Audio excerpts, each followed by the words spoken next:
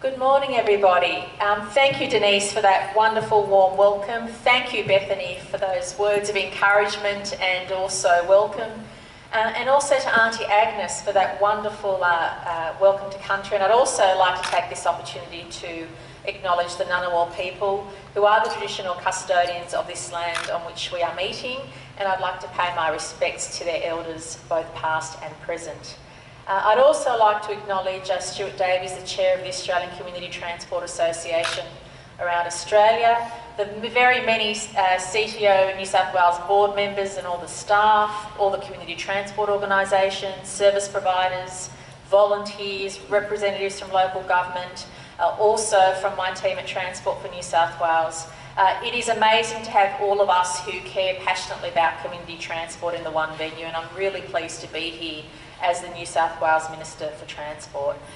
When I was in opposition many years before I became the Minister, I discovered community transport. I embarrassingly admitted I didn't know much about it, but as I went around the state and spoke to workers and volunteers and people who use the services, I was blown over by what community transport does for the most vulnerable in the community, but also for an increasing number of people who live in remote parts of the state who have no other means to get essential services than through the CTO network.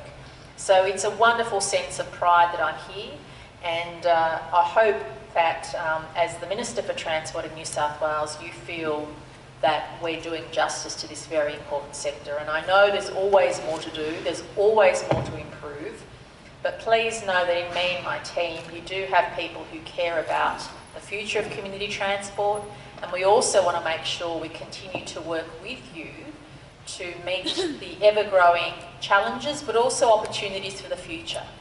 Because we know the number of people who rely on community transport will only increase as time goes on. And similarly, we're always in a changing regulatory environment, as many of you who've been involved for many years know, that a lot of change happens and you all have to keep up with that. And at all of this, whilst you're offering clients a seamless service. So we all know what goes on in the back office, and meanwhile you're servicing people who desperately need the services you offer. So again, it is my wonderful honour and pleasure to be here, and I acknowledge the theme of this year's conference, Catching the Wave, and I think it's really appropriate because it has been a big year for community transport, and the challenges and opportunities will only increase as time goes on. But certainly for us in New South Wales, I know that community transport employs over 1,200 staff who are assisted, and this is amazing, by around 3,500 volunteers, most of whom are drivers. And every day the organisations around the state are helping those most vulnerable in our community or those most in need of assistance. And without these services, we know that people who are older, who live in remote and isolated communities, who live in culturally and linguistically diverse communities, or those under financial stress, would not have any other means to meet their daily needs than through this organisation. And in community transport team at Transport for New South Wales, we currently administer around 125 different community transport services through about 108 contracts. So we know from our end the job that you're all doing because of this relationship that we have. And interestingly, so far, our trip data for 2013-14 shows that community transport services provided over 1.9 million trips in New South Wales. So the data's telling us that over 2013-14, there were 1.9 million trips across New South Wales. And you do it all without complaint, day in, day out. And that is something you should all feel very proud of. Interestingly, over 900,000 trips were undertaken in regional or remote parts of our state. About 600,000 were undertaken in metropolitan areas, and over or outer metropolitan areas. 600,000 were in metropolitan areas and 350,000 in outer metropolitan areas. So it's interesting to see where the demand is, where the growth is, and the proportion of trips taken in regional or remote parts of the community, because there we know the population's much fewer, but the demand for services is much higher. Again, this is a remarkable achievement which all of you can feel very proud of. Something that I'm very proud of is that recently, for the first time in our state's history, community transport is officially recognised in the Passenger Transport Act. And this legislation only went through Parliament a few weeks ago, and I do want to acknowledge and thank your Executive Officer Sonia Phillips and your Chair Bethany for really pushing that. And I know from them that they took a very non-political view of this issue, as I did. I tried not to be political about it because I know that all sides of politics care passionately about this, but I was very pleased that we really pushed hard to make sure we passed that legislation and made sure that for the first time community transport is recognised, and about time, because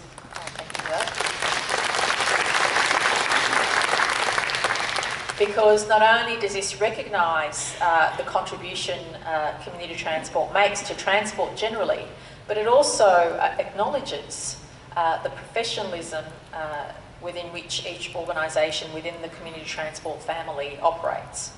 And certainly I also want to acknowledge and thank all of you who took time out to meet and answer surveys, offer feedback and consult with the team at Transport for New South Wales. And we know for many of you the last thing you want to do is fill out yet more paperwork because you're so busy doing what you do, but we're very grateful for the input and feedback because it did allow us to go through that process.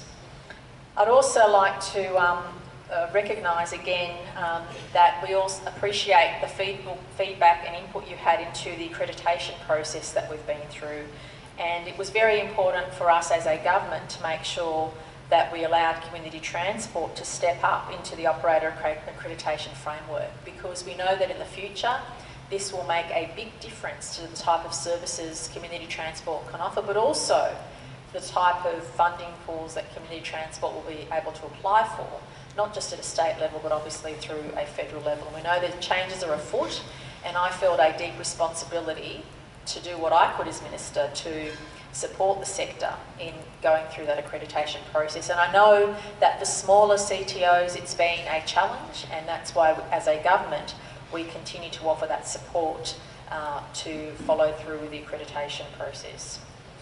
So it also, the organiser-operator accreditation also follows on from the community transport driver authorisation we implemented in May last year.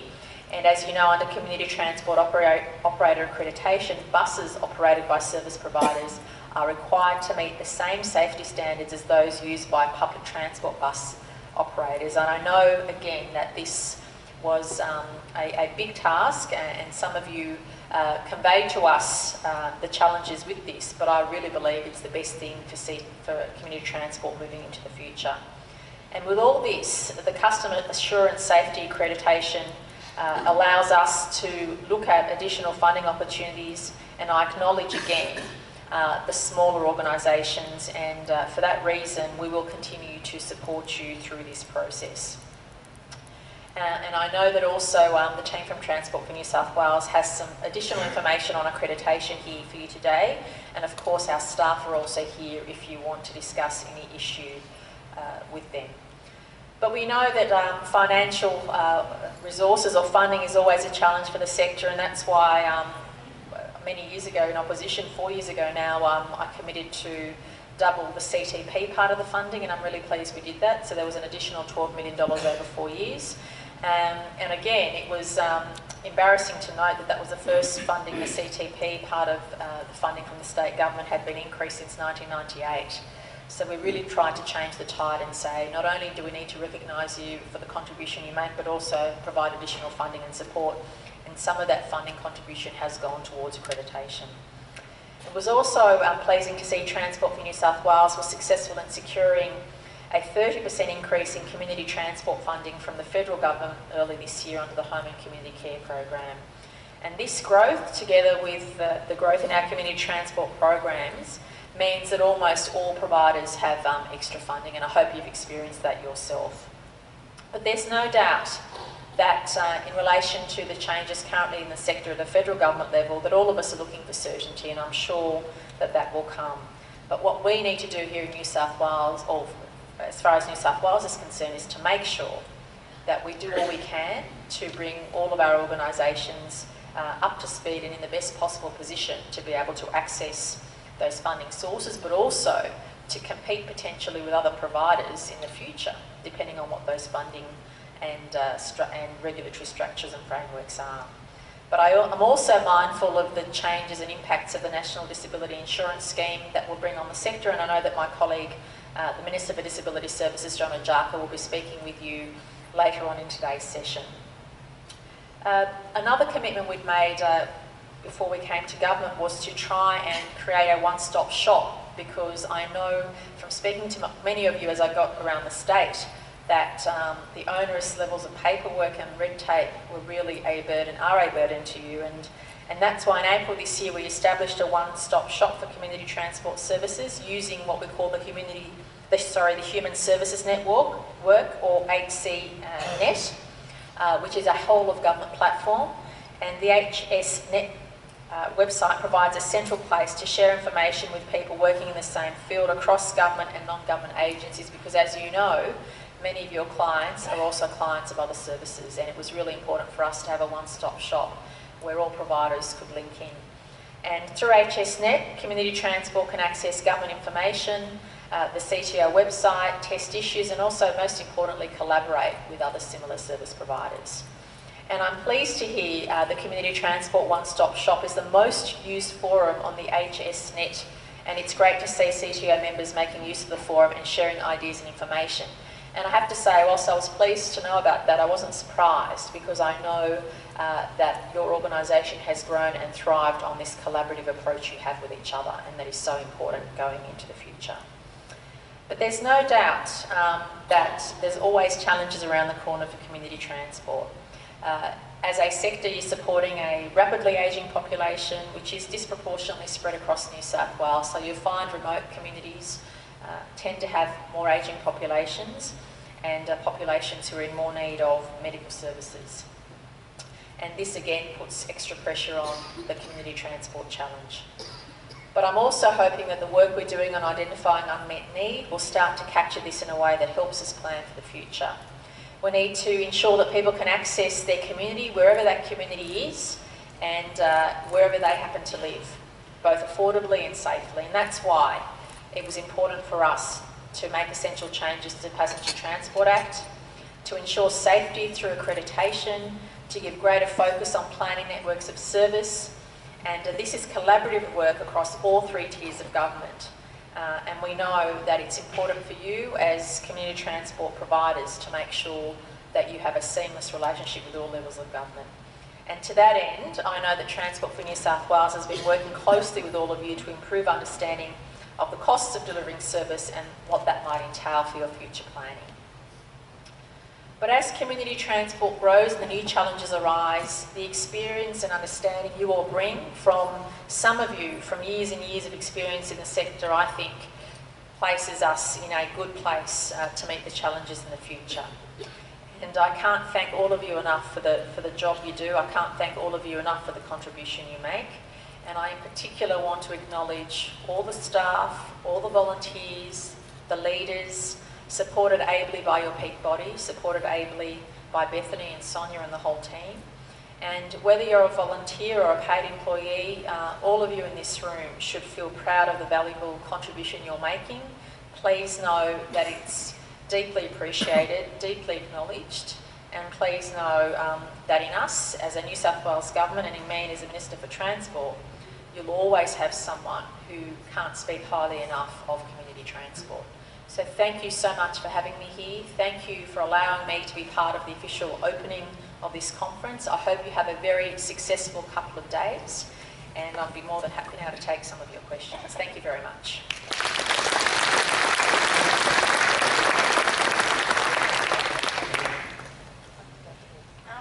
Has anybody got any questions?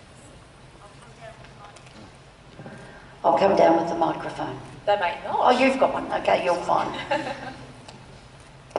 Like, where did you get your blouse, Gladys? Are you going to tell them how I lost my shoe coming up the stairs? No, I wasn't going to mention a thing. Thank God you got behind it. 15 years is a long time with no changes, isn't it? Bloody hell. Lucky you were there, Glad. Any questions? Well, you know what it's like. It takes women to get these things done. Of course. I shouldn't say that, sorry. I know there's, can I say, there are lots of great men in the audience who do a lot in the sector as well. Yeah. But it's not Too often late, we're- you've it's said it not now, often- don't try and backtrack. It's not often we're in a majority, so, you know, I could make that comment. No questions whatsoever. Excellent. Oh, there's one over there. Steve? It's probably the unspoken elephant or the elephant in the corner that's not spoken about, but as organisations and as the CTO has developed, we've grown as small independent groups that have worked within our local community and supported our community. What we hear about now is a fundamental change in that, and we hear about the possibility of regional funding and larger groups, bigger allocations of money, but only to organisations that can oversee that sort of money. What does it mean to us? That is a great question, and our position as a state government is we certainly support, I think what makes community transport so successful is your grassroots knowledge not only of your clients but the community and the other organisation within communities. And so we've taken the approach where we're assisting all providers, no matter how small they are, to come through the accreditation framework. And that's why we've set aside a bit of money as well to support the smaller organisations in particular, because we value that grassroots connectivity, because you cannot make assessments about unmet needs, you can't make assessments about what a client needs unless you have that local connection. And that's why we have, as I made in my remarks, 108 different service contracts in New South Wales alone, because we value that structure and we're here to support that structure. So I can't really foresee what different levels of government would do in the future, but I can certainly say from our perspective, we value the connection that all of you have to your local communities, and we support that. And that's why we went through the accreditation process. And I know at the time when we started off the process, there were concerns about what it would mean. And that's why we've said to the smaller organisations, we do believe it's in your best interest to come on this journey with us, because it will prepare you for the future. And no matter what changes are made at government level, as an accredited organisation, you'll have the ability to compete for funds, you'll have the ability to provide services, and with accreditation you'll also have the confidence with the broader community that you've met certain levels of safety which people expect to get from all different providers. So I know that that was a challenging time, but I actually think that that accreditation model, both at a driver level and also at an operational organisational level, has assisted different providers stay local. And that's certainly been the impetus behind the reforms that we've made. And again, we don't know what the regulatory environment necessarily will be in the next 10 or 20 years, but what we do know is that if you're an accredited provider, it puts you in a much stronger position to continue what you're doing for your local community. I hope that answers your question. Any other questions anywhere? No, glad you're done. Thanks, Denise. All right, we'd love you to accept this little gift.